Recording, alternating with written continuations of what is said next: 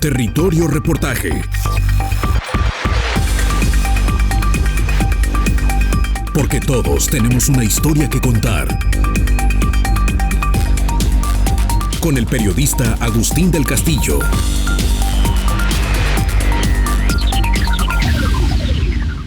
De 72,000 hectáreas sobre las que se extiende el área metropolitana de Guadalajara, 10,169 hectáreas conformaban en el año 2018 2,722 versiones de la ciudad amurallada, es decir, 14.77% de la superficie total, de acuerdo a datos de los investigadores Bernd Fanenstein, Edgar Eduardo Anacleto Herrera y Salvador Sevilla Villalobos, en el artículo denominado La ciudad cerrada y su diversificación como reto del área metropolitana de Guadalajara, México. Los datos más recientes arrojan 3,593 cotos, 21% más. Si se considera que la conurbación tiene hoy 5.4 millones de habitantes y se asume una distribución uniforme, la superficie de cotos da para una ciudad de 797,580 moradores, tan populosa como lo es ahora Aguascalientes. Sin embargo, la distribución es irregular. Hay desde amplísimos fraccionamientos de lujo de casi medio millar de hectáreas en un extremo hasta unidades apretujadas de 2 hectáreas,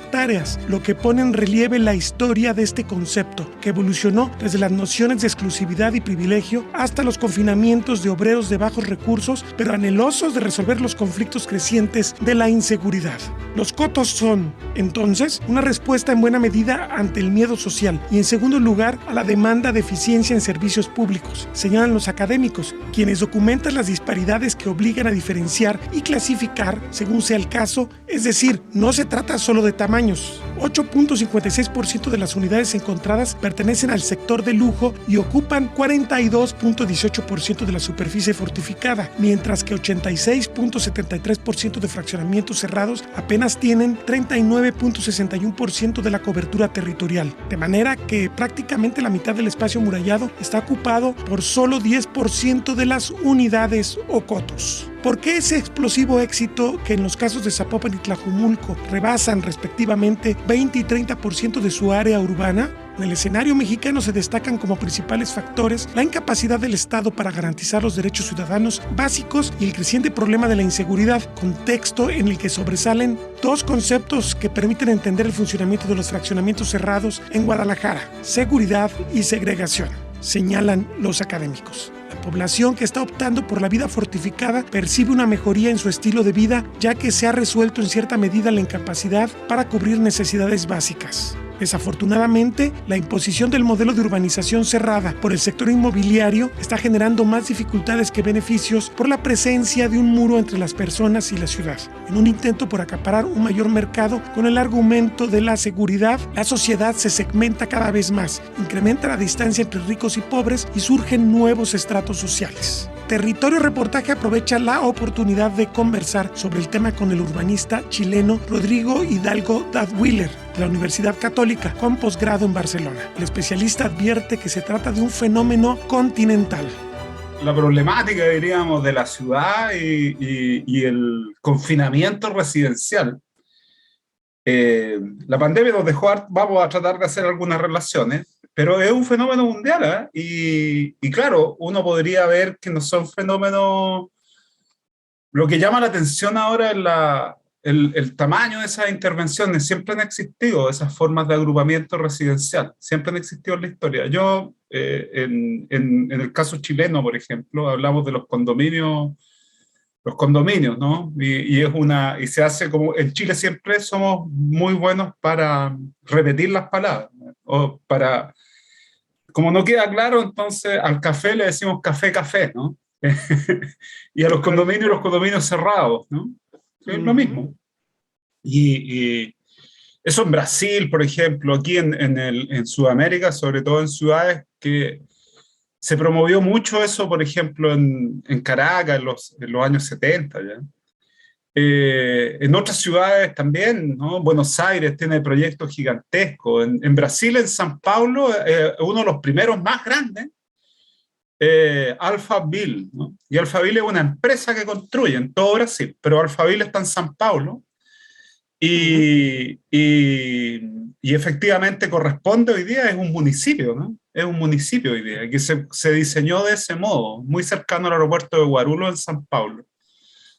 En, en Buenos Aires, otro tanto. Hay un municipio en la periferia de Buenos Aires que es el Pilar, ¿no? Y el Pilar son prácticamente condominios cerrados, ¿no? O Ujú. country, barrios privados, le llaman en Argentina también. Entonces es un fenómeno muy latinoamericano, pero también norteamericano. Sus vecinos tienen las famosas gate communities, ¿no? Son las comunidades cerradas. Entonces hay una tensión ahí. Para explicar esto yo coloco dos conceptos. Uno es, hay que ver, bueno, quiénes van a vivir ahí y lo que lo ofrecen. Hoy día, si usted piensa en el mercado inmobiliario, solo le ofrece alternativas de vivienda llave en mano que están prácticamente la mayoría en esos cotos o como lo llaman ustedes, fraccionamientos, ¿no? Entonces también hay una imposición del mercado y por otro lado hay una cuestión de los mismos consumidores, que somos los que compramos las viviendas, que efectivamente van a esos sitios, ¿no? Van a esos lugares. Pero hay otras cosas potenciales que tienen que ver con la seguridad, que es muy real, concreta, ¿no? Y que efectivamente llama la atención. Ahí pues, hay historia, el caso argentino, hay una película que se llama La viuda de los jueves, yo creo que está en Netflix, y hay un libro también que se dedica a eso. Y ¿sabe qué es lo interesante de eso?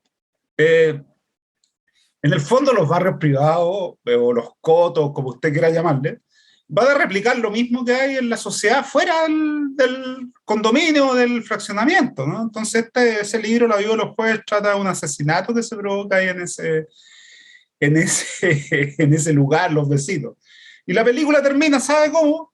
Quizá aburriéndose de ahí podría ser el gran proyecto inmobiliario que se conoce en Buenos Aires, Nordel. Por ejemplo, se salen de ahí y vuelven al centro, vuelven a Palermo, al barrio de Palermo, en Buenos Aires. Entonces, acá tenemos también proyectos gigantescos en el norte de Santiago. Estamos hablando de cotos de esos fraccionamientos de 150.000 viviendas. O sea, para escala de Santiago es grande, ¿no? Hay una película también mexicana que se llama La Zona, ¿no? Ujú. Que transcurre en la Ciudad de México y que muestra eso, ¿no? Y en el caso de la Ciudad de México también hay proyectos gigantescos. Entonces hay dos tensiones. Hay una de los que hacemos, los que hacen ciudad, que son los productores del espacio, que son los productores, los promotores inmobiliarios. Ellos imponen también una forma de consumo. Y los otros también, nosotros los consumidores, vamos a esos sitios por distintos motivos, ¿no? Pero también tiene que ver mucho con ese juego del mercado inmobiliario, ¿no? Cómo impone esas formas también. O sea, yo tuve la ocasión de estudiar esto y recorrer distintos países de la región, ¿no? Allá del Río Grande y en la frontera con Estados Unidos hacia el sur. Conozco varios, Brasil, Argentina. El caso brasileño es emblemático porque ese Alphaville, que está ahí, que le digo que es un megaproyecto, ¿eh? No sé cuántos, más de 1 millón de personas pueden vivir ahí fácilmente, pero lo interesante de eso es que es una empresa. Y esa empresa está en todo Brasil hoy día, en todo Brasil construyendo en la periferia de la ciudad, ¿no? Y no solo en la periferia, muchas de estas empresas construyen también en las áreas centrales, edificios verticales, ¿no? Y efectivamente van contando eso. Entonces hay una cuestión de negocio inmobiliario muy importante ahí también, para entender esto, ¿no? Sí, porque digo, estos edificios verticales que mencionas también tendrían ese tipo de mercadotecnia de venderte la seguridad, el confinamiento, la no molestia de lo que pasa afuera. Uh-huh. Claro, son los condominios verticales y hay proyectos gigantescos también, ¿no? Lo interesante de esto también, ¿sabe qué, Agustín? Es cómo los gestores públicos van acompañando esto, porque la ciudad finalmente es responsabilidad de todos, ¿no? De los habitantes, de los tomadores de decisiones, de los productores del espacio residencial. Es responsabilidad de todos, ¿no? ¿Cómo hacemos la ciudad que conocíamos abierta, de la mezcla de personas, de cultura, de actividades, esa va a ser difícil replicarla, ¿no? Existe, por supuesto. Yo le decía el caso de Guadalajara, ese centro extraordinario, el centro histórico de Guadalajara, como todas las ciudades mexicanas. Si uno ve las ciudades del Río Grande hasta acá, hasta la Patagonia, las que tienen mayor presencia de esa historia potente es las ciudades mexicanas. Algún caso acá en Sudamérica hay, pero mucho menos. En Brasil sí, alguna cosa de la herencia en Ouro Preto y en otras ciudades, pero no en la escala mexicana. Eso uno lo puede ver en ese centro histórico de Guadalajara. Uno ve esa ciudad, pero esa ciudad ya prácticamente no todo el mundo puede habitar ahí, ¿no? Y los áreas centrales se han convertido también en espacios de negocio inmobiliario, entonces es muy difícil que las personas puedan vivir y pagar esos costos también para localizarse en áreas centrales. Pero entonces, considerando este contexto que me das, ¿habría que preocuparse o no por lo que está pasando en Guadalajara con esta evolución? Hablaba Bert Fanenstein que 14 o 16% ya de la mancha metropolitana de Guadalajara ya está encerrada en este tipo de confinamientos. ¿Es mucho, es poco en relación con lo que tú ves en Sudamérica? No, yo creo que es la tendencia. ¿Sabes lo que ocurre? Lo que yo le digo, yo no tengo las cifras acá de la proporción de población, pero es alta, pero por otro lado lo importante, eso más que dicen que el dato mata el relato, ¿eh? Pero yo le digo una cosa, que es importante, que la mayoría de las viviendas hoy día nuevas de mercado son viviendas que se generan en esos espacios. Entonces, una imposición de mercado también, ¿no? Y eso efectivamente no lo vamos a revertir. El problema de eso, ¿sabes lo que ocurre? Que hay problemas para todos. ¿Cuáles son los costos de eso? Que tenemos que asumir todos después. Porque después tiene que llegar el Estado con sus servicios para justamente satisfacer a esas personas, ¿no? Entonces, esas personas que no tienen ciudad, entre comillas, como la conocemos, necesitan de esa ciudad. Y de hecho, los flujos que hay ahí entre... yo tuve la ocasión de conocer este corredor en Guadalajara que une muchos de estos emprendimientos hacia el norte. No sé si me estoy equivocado, no me recuerdo bien el sentido de un corredor importante ahí. López Mateos. Ese de sur corredor, a norte, sí. Zona norte. Entonces, si usted ve de ahí... sur a norte, en realidad es sur, la entrada sur por Tlajomulco y cruza toda la ciudad prácticamente. Cruza toda la ciudad, pero si uno va hacia la periferia donde está... no me acuerdo el nombre ahora, perdón. Uno cruza ahí, uno se da cuenta que hay muchos de esos cotos o esos fraccionamientos que tienen serios problemas de accesibilidad, ¿no es cierto? Porque esa persona, sí, claro, y tienen serios problemas de accesibilidad porque ellos generan los trabajos, bueno, hoy día con la pandemia, el teletrabajo, eso se relativizó, pero todas las personas tienen que ir justamente al área, a la ciudad, perdone que le hable así, tienen que ir a la ciudad a buscar lo que la ciudad provee, que es la diversidad de servicios, educación, salud, tienen que movilizarse ahí. Y esos costos los estamos pagando todos, o sea, movilizarse a esas personas que están aquí en Santiago, tenemos unos problemas para movilizarse en algunas zonas que se hicieron eso en la zona norte de la ciudad, se hicieron esos grandes emprendimientos, pero nunca fueron acompañados con la infraestructura vial, por ejemplo.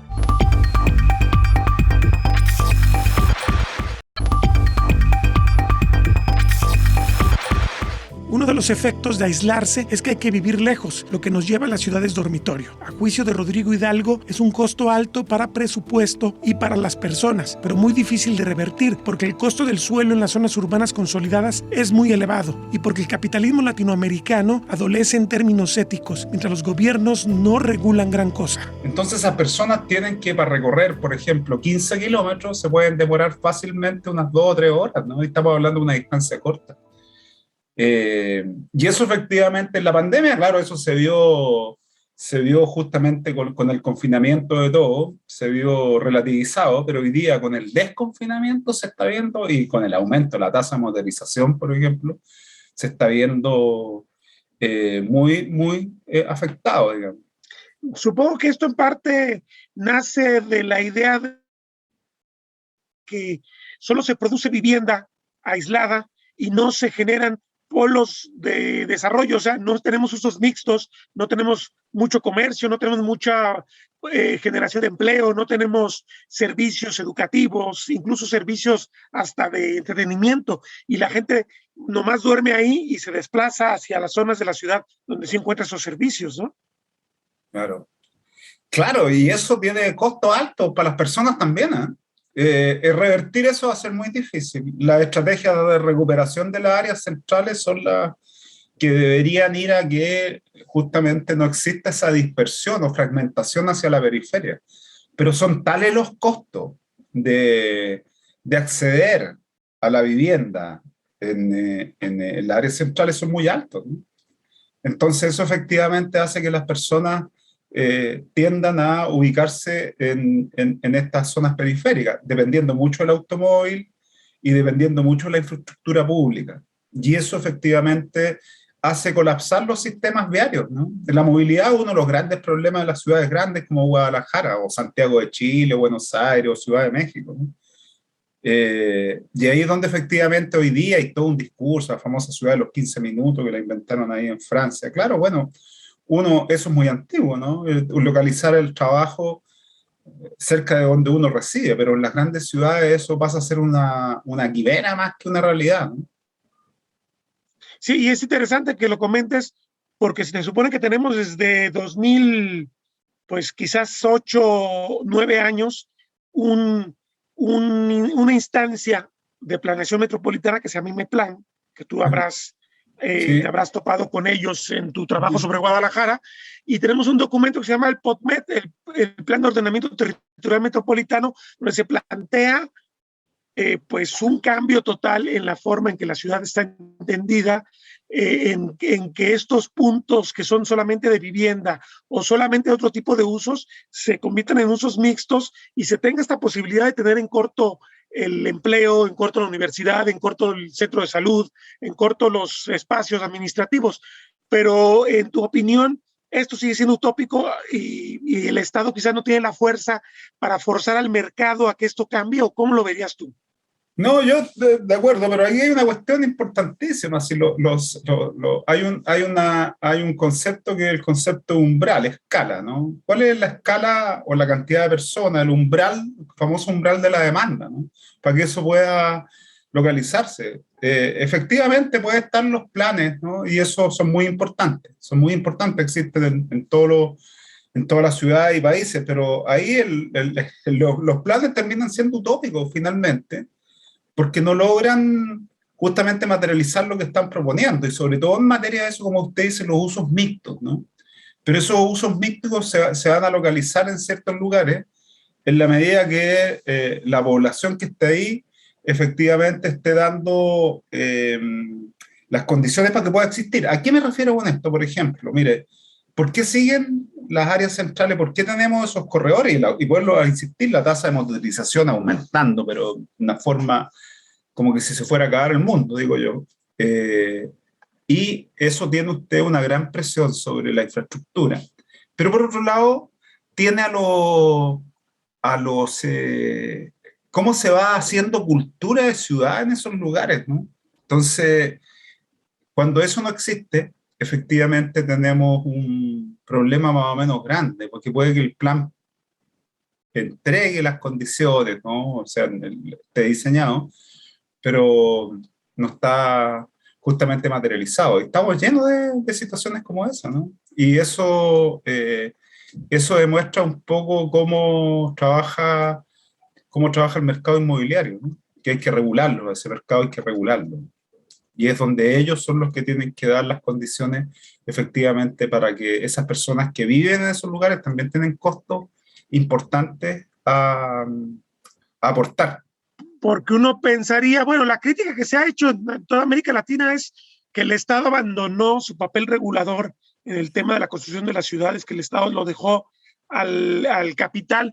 Bueno, en el caso mexicano fue el artículo 115 constitucional que le dejó a los municipios la tarea, pero los municipios, el ayuntamiento se reveló como muy débil para hacer frente a este tipo de fuerzas y prácticamente con visiones de muy corto plazo, pues terminó siendo como devorado por esta dinámica del sector inmobiliario. No sé cómo lo ves tú. Sí, sí, yo estoy de acuerdo con eso, pero esa es una posibilidad, o sea, verlo de ese modo. Pero también aquí hay otro, como le dije yo hace un momento, todos somos responsables, ¿no? Y en ese contexto, los productores, hay una cuestión importantísima que es como la ética, ¿no? Digo la ética como la moral, no solo la moral cristiana, y no me estoy refiriendo a la ética, cuáles son cómo yo puedo actuar en la medida que no esté infringiendo. El deber ser frente a los demás. Claro, el deber ser frente a los demás. Cómo yo debo actuar en la medida que no tenga yo que afectar a la persona que está cercano a mí, ¿no? Entonces esa ética es tremendamente importante porque uno puede, ¿sabe lo que ocurre? Que yo creo que el mercado no es malo, ¿no? Si no son malos, el sector privado de por sí no es malo, no es ese el problema está como eso, efectivamente, nuestro capitalismo se hace un capitalismo ético, ¿no? ¿Usted sabe cuál es la crítica que hace el hemisferio norte? Por eso que yo tengo algunas cuestiones que son tremendamente interesantes. La crítica que hacen los pensadores del capitalismo, que el capitalismo latinoamericano, lo que ellos llaman el sur global es una expresión, ¿sabe qué? Para manifestar capitalismos que son de segunda categoría. Entonces, ¿qué es lo que ocurre? Que como son capitalismos de segunda categoría, donde la ética efectivamente no está presente en la producción de ese bien, el bien inmueble, estamos con problemas, porque uno puede decir, sí, bueno, abandonó al mercado, es que ese no es el problema. Si el problema está en la ética, en la responsabilidad, ¿no?, que se tiene cuando se produce ese tipo de espacio.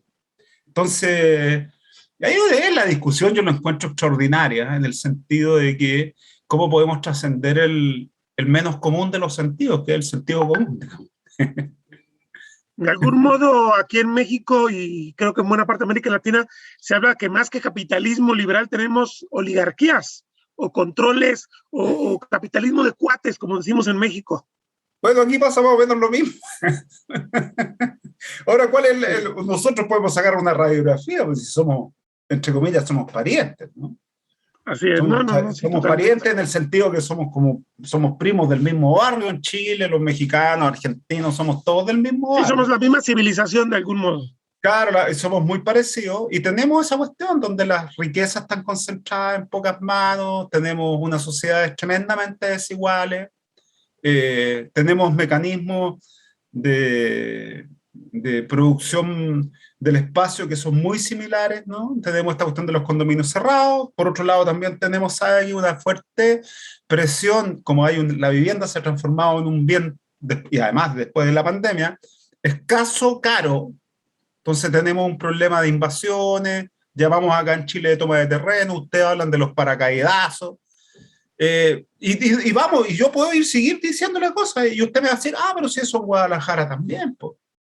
¿No? Decimos aquí en Chile cuando terminamos las frases. Entonces, yo estuve mucho tiempo en Morelia ahora, en Michoacán, y yo le digo una cosa, yo saco conclusiones así de la periferia de Morelia, la ciudad, un centro histórico maravilloso, para qué decirlo. Y yo le digo eso, por la zona norte de Morelia tiene un emprendimiento gigantesco, altozano, ¿no? Y entiendo que son dos familias las que una se tiene el lado norte y otra el lado sur, no me acuerdo el nombre de los empresarios, y aquí menos lo mismo, en la zona norte una familia grande, ¿no? Una familia de Rabat, que yo digo que si no digo que sean buenos ni malos, digo, ¿cómo la ética para producir ese espacio? ¿No? Eso es muy importante porque la vivienda termina siendo determinante en la vida de las personas. Imagínense el Estado cuando desaloja las tomas o los paracaidazos, a veces se cobra hasta la vida de las personas la vivienda. Entonces, tenemos también el problema de que a veces no hay desalojos y hay ocupación de zonas de riesgo y la vida se cobra en un desastre, en una inundación. Entonces, piense en Brasil, no tenemos un verdadero regulador del territorio. Piense lo que pasó hace poco en Brasil, cerca de Río de Janeiro, ¿no? ¿Sabe cuál es? Ahí hay otro problema.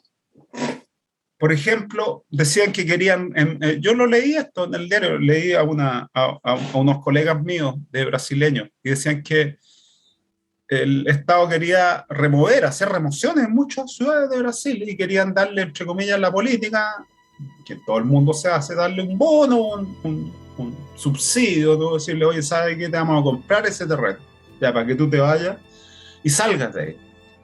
¿Y sabe qué? que con ese bono o con eso que dar no encontraban vivienda en ninguna parte. Acá en Chile hay un caso que yo he escrito mucho sobre eso. En los años 90 se hicieron muchas casas sociales para superar el déficit de vivienda y eso tuvo unos costos altísimos. Entonces se construyeron en el norte, aquí el estado, en el sur de la ciudad, construyó un conjunto gigantesco, casi 150.000 viviendas, una cosa gigantesca, ¿no? Donde habían, 200.000 viviendas, casi 60.000 viviendas, más o menos así, de ese tamaño. Y las casas, eso está totalmente aislado, ¿eh? Eso es como un antiejemplo de lo que debería ser una política de vivienda. Tenemos muchos casos como eso acá. Entonces, el Estado los quiso demoler más o menos como el año 2010, por ahí, o 2007, los quisieron demoler.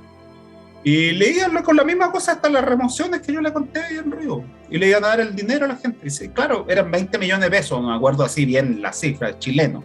De eso no encontraban ninguna casa con el valor. Entonces las personas nunca se pudieron de ir.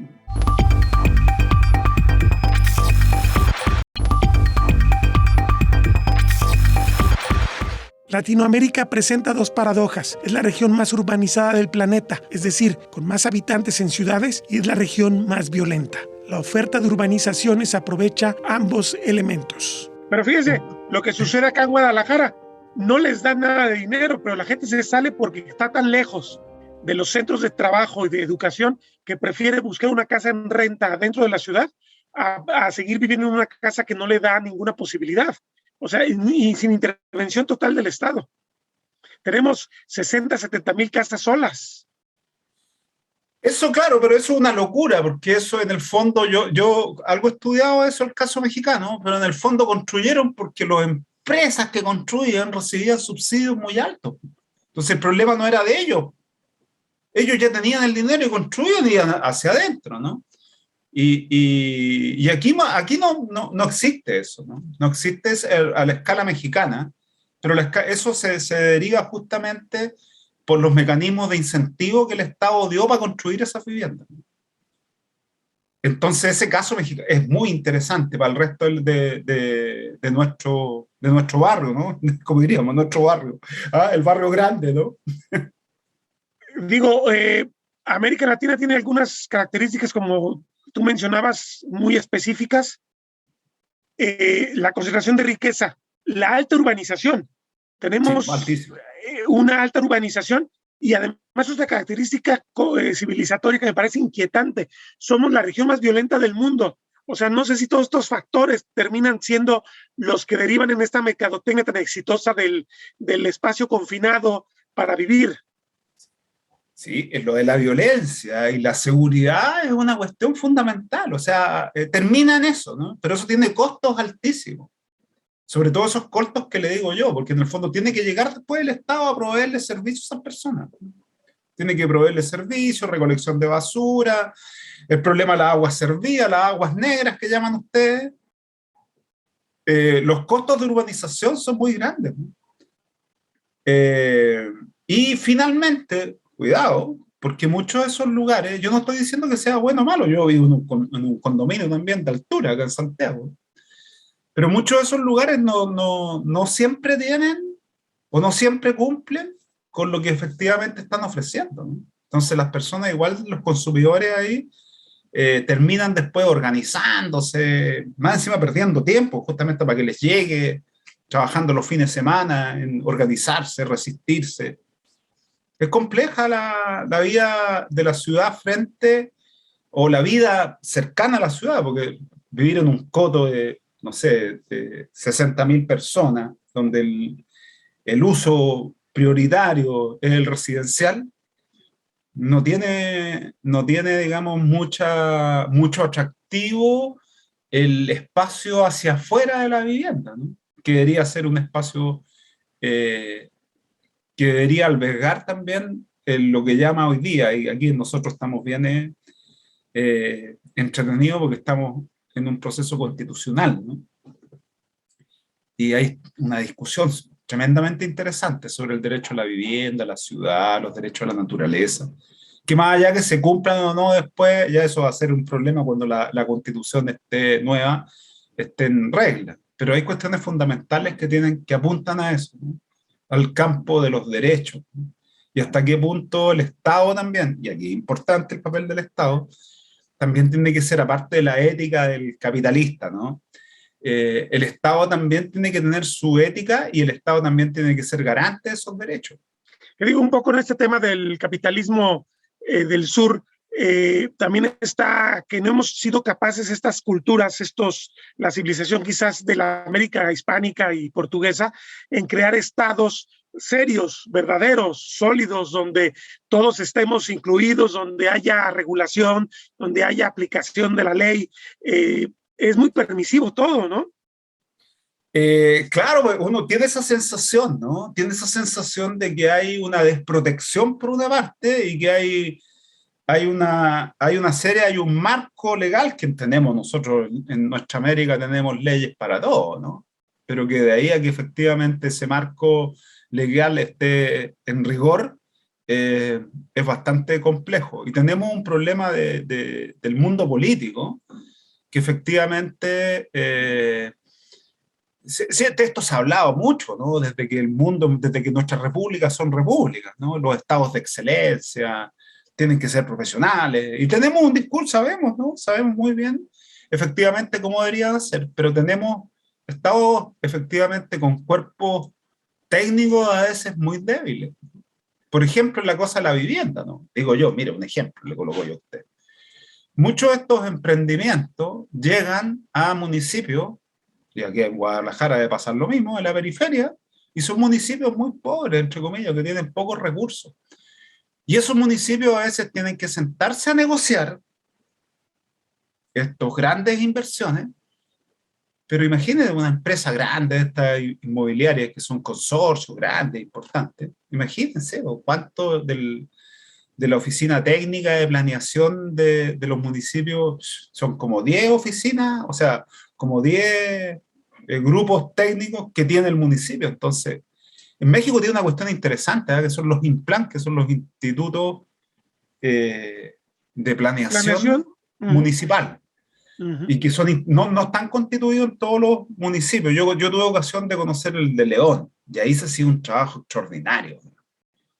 El de León, Guanajuato, conocí, estuve ahí, no conozco el de Guadalajara, que hace un trabajo, insisto, porque igualmente nosotros en América Latina tenemos otra característica, pues Agustín, que encontramos todo malo y nada nos satisface, perdona que le diga, yo eso lo he visto, en Chile tenemos una palabra especial para eso, o sea, llamamos el chaqueteo. El chaqueteo se refiere a que nadie lo puede hacer bien y nadie puede sobresalir y todo lo de afuera es mejor y aquí el chileno ninguno puede destacar. Y eso en México más o menos igual, es parecido, muy parecido. Entonces, también está en que, como dice Naciones Unidas, busca y tiene un término que se llama las buenas prácticas.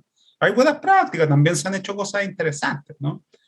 Vuelvo a insistir, yo coloco el caso mexicano, me llama a mí mucho la atención, y lo encuentro así como tiene muchos, igual que Chile, hay muchos Chiles, ¿no? Y en México hay muchos Méxicos, ¿no? Uno puede ver el México de la violencia, puede ver todo eso, pero también hay otro México, que es el México de la cultura, que es el México que tiene esas ciudades históricas extraordinarias. Pues solo pensar en el Bajío, ahí en Guanajuato, Michoacán y Jalisco, las ciudades ahí son extraordinarias, ¿no? O sea, el centro histórico de Morelia es uno de la misma ciudad de Guanajuato, León, Guanajuato, Irapuato, son ciudades extraordinarias en términos, por ejemplo, todo el trabajo que han hecho de protección, de valorización cultural, de eso, yo creo que eso es ejemplo para nosotros, ¿no? Entonces, yo creo que tenemos que ser críticos, pero a veces no tan críticos, que me queda la impresión de que estamos encontrando todo malo también, ¿no? También nos desarrollamos en una cultura de fuerte simulación, inventar soluciones, ideas, planeas para no resolver nada. Otra cosa también es que, y esto es una tendencia muy latinoamericana, tendemos a inventar estructuras, leyes, como para tratar de presuntamente afectar la realidad, pero no hacemos nada. Decía un presidente, Luis Echeverría, que si no quería resolver un asunto, creaba un comité para que no se resolviera. Parece que hacemos simplemente para para no molestar. En este caso es un mercado que genera muchísimos empleos, que genera una dinámica económica muy importante en el inmobiliario. Pareciera que dijeran, bueno, vamos a hacer algo, pero no queremos que se molesten los empresarios. Entonces, que parezca que hacemos, pero no hacemos. Entonces uno no termina de ver cuajar las iniciativas así.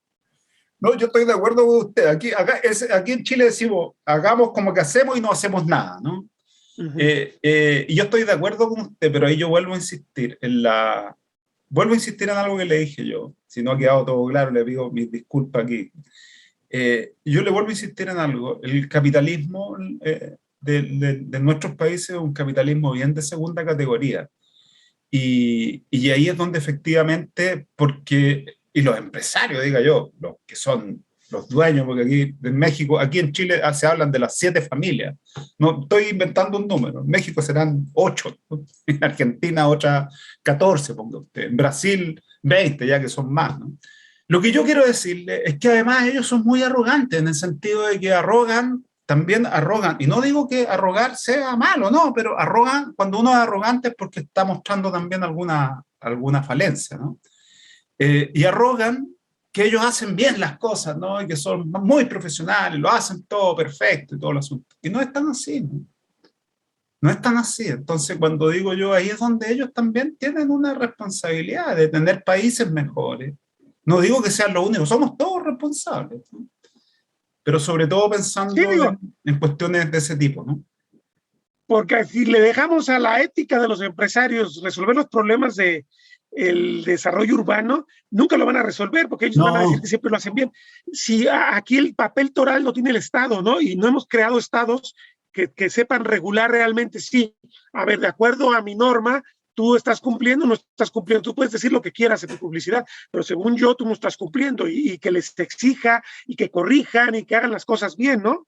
Nos ha faltado mucho Estado, ¿no? Se necesita mucho Estado, pero un Estado que sea efectivamente eficiente en ese contexto regulador, ¿no? En un contexto regulador, en un contexto promotor también. Lo que pasa es que con el capitalismo, lo último imperante que le llamamos neoliberalismo y esto, era como que cualquier iniciativa estatal era, entre comillas, mal vista, ¿no? Independientemente que funcionara bien o no, el Estado no podía participar en eso. Entonces aquí hay cuestión, vuelvo a decir, y lo de la ética, ¿no?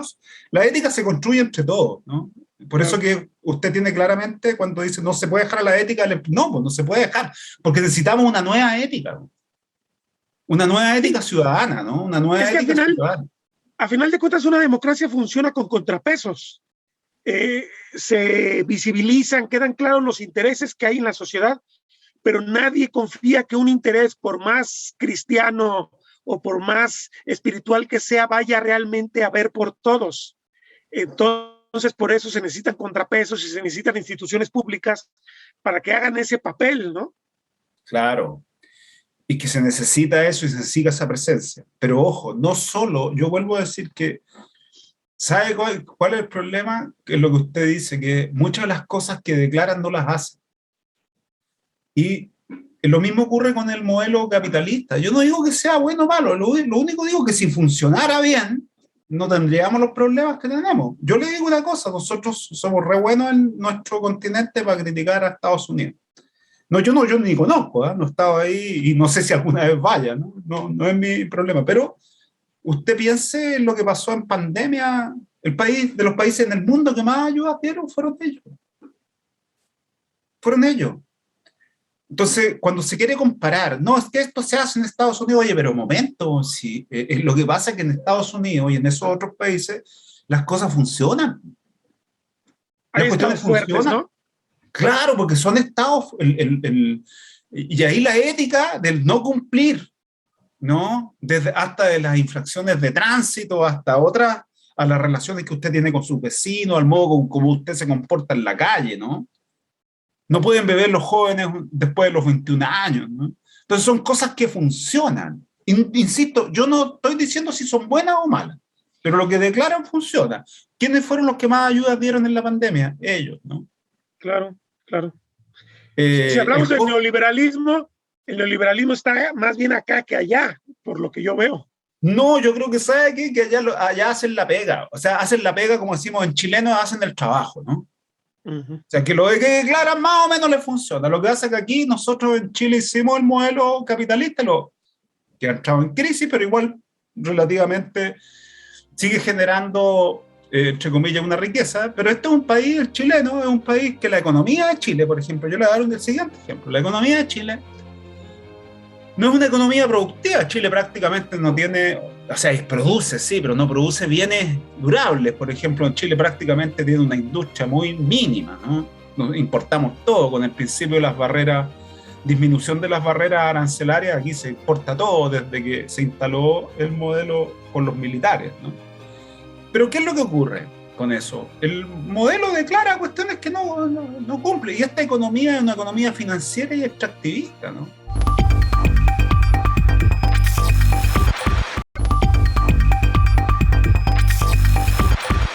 Puede haber soluciones, la única es abandonar esa visión de crecimiento desmedido. Es falso que no se pueda limitar y contener la expansión hacia afuera, pero eso exige un Estado eficaz y regulador, que no esté a merced de las grandes empresas que hacen fortuna con el modelo expansivo, pone en relieve Rodrigo Hidalgo. ¿A qué apunta esto en relación a la cuestión de la riqueza? Son además la riqueza financiera del país. Imagínense, si muchos de las personas, entre comillas, más ricas o que generaron mucha riqueza con la instalación del modelo y los procesos de privatización y todo, solo hicieron riqueza moviendo dinero, no fabricaron ni un alfiler, ¿no? Entonces, eso es tremendamente importante para nuestra economía.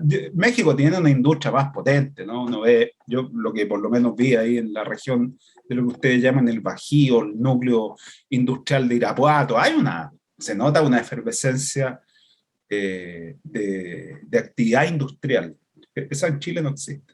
Pues con esto cerramos, si le parece la entrevista. Me gustaría que me dijera un poquito qué caminos, qué posibilidades tenemos de reordenar mejor nuestras ciudades y de que este tipo de modelos que están demostrando de manera muy patente sus limitaciones puedan reencauzarse para realmente volver y no simplemente hacer vivienda totalmente desvinculada de todo lo demás y problemas sociales crecientes. ¿Sabe qué? Yo creo que hay caminos que a veces hay buenas prácticas, como les decía yo. Hay caminos que han adoptado ciertas sociedades, ¿no? Yo creo que la urbanización, la intraurbanización de nuestras ciudades es necesaria, muy necesaria. Yo no digo que haya que colocar una muralla y que no tiene que expandirse, no digo yo, pero sabe que los procesos de reurbanización son muy importantes, y eso efectivamente puede llevar a poder avanzar en esos espacios, si ya están construidos, pero avanzar en esos otros espacios que ya están en ese proceso. El problema está en la dispersión metropolitana, que usted solo tiene en Guadalajara, ¿no? Cada cierto momento aparece un condominio y cerca del condominio un mall, que llamamos nosotros, ustedes le llaman plaza comercial. Y tienen el modelo plaza comercial condominio, que es más o menos, eso se replica en todos los países, que son estrategias también, ¿no? La estrategia del mercado, de la mercadotecnia del retail, ¿no? Que son el comercio al por menor en inglés, ¿no? El famoso retail que hablamos acá. En Chile usamos mucho término del inglés, ¿no? Esa estrategia usted la tiene, pero esa hay que frenar. Yo creo que hay que frenarla. Y si ya existe, bueno, densificar ahí también. Pues si usted se da cuenta, Zapopan, eso, en el municipio de Zapopan, en el mismo Guadalajara, usted se da cuenta que hay grandes fraccionamientos, pero ese pasa 1 kilómetro por ese corredor que le decía yo y no tiene prácticamente uso residencial. Y otro kilómetro, otro emprendimiento. Entonces, ¿qué es lo que ocurre? Lo que hay que hacer ahí, usted no eso de demoler y que la gente ya no se va a mover de ahí, ¿no? Entonces, ¿qué es lo que hay que hacer ahí? Es una estrategia de densificación y poder limitar justamente el crecimiento de suelo a la ciudad. Porque aquí hay otro error que cometemos. Dicen, no, es que no podemos limitar, dicen los pro mercados, dicen, no podemos limitar la oferta de suelo porque eso va a subir mucho los precios del suelo. Y eso son son efectivamente, son afirmaciones que no tienen mucho fundamento, porque en general los precios de los terrenos, en general, no descienden. Los precios de los terrenos en general suben, a veces descienden. ¿Cuándo descienden? Cuando hay problemas, hay litigios de por medio, cuando hay localización de riesgo, localización de actividades molestas, ¿no? No sé, un terreno cerca de un vertedero de basura, puede ser que efectivamente pueda tener ese decrecimiento. Pero en general, los terrenos nunca descienden de valor. Es una máxima.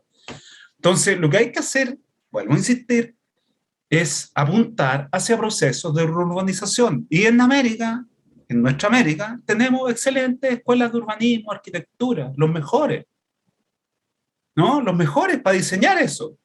Pero, efectivamente, va a salir, porque aquí el problema está que el discurso de mercado está muy bien aprendido, ¿no? Entonces, no se puede regular eso porque eso va a generar distorsiones en el mercado. Pero el mercado no es autómata, está hecho por personas, ¿no? Entonces, eso de las fuerzas eso las fuerzas del mercado, cuidado, eso no son las fuerzas del mercado, son los intereses de algunos que priman sobre los de otros, y en la ciudad los intereses de algunos priman sobre el bien común. Y ahí son cuestiones, vuelvo a insistir, más éticas que tenemos que discutir, socializar, y también a la clase política concientizar. Ellos son los llamados a concientizar, ¿no? Y dejarse los arreglines que decimos acá, ¿no? Dejarse los arreglines, ¿no? Porque en el fondo no es necesario, ¿no?